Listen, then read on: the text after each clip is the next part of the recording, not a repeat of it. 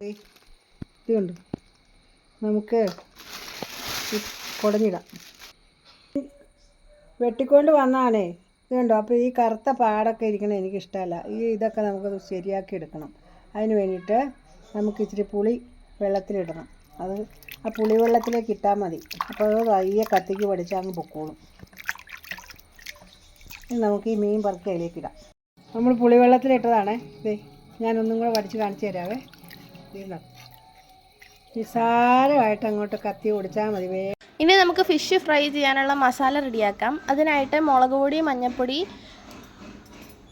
ഉപ്പ്, നാരങ്ങാനീര്, പെപ്പർ, പിന്നെ കുറച്ച് വെളിച്ചെണ്ണ, കായപ്പൊടി, ഇത്രയും ചേർത്തിട്ട് അതൊന്ന് മിക്സ് ചെയ്തെടുക്കാം. ഇതാണ് നമ്മുടെ മസാല.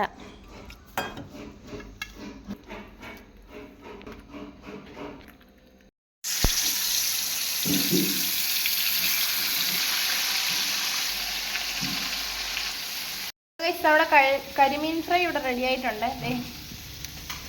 അടിപൊളിയല്ലേ? ഇനി നമുക്കിത് സർവ് ചെയ്തിട്ട് കാണാമേ. അപ്പോൾ ഗൈസ്, നമ്മുടെ കരിമീൻ ഫ്രൈ ഇവിടെ റെഡി ആയിട്ടുണ്ട്. എല്ലാവരും മറക്കാണ്ട് ട്രൈ ചെയ്യണം. പിന്നെ നമ്മുടെ ചാനൽ എല്ലാവരും മറക്കാണ്ട് ലൈക്ക് ചെയ്യണം, ഷെയർ ചെയ്യണം, സബ്സ്ക്രൈബ് ചെയ്യണം. നമുക്ക് വീണ്ടും ഒരു വീഡിയോ ആയിട്ട് കാണാം. Bye bye.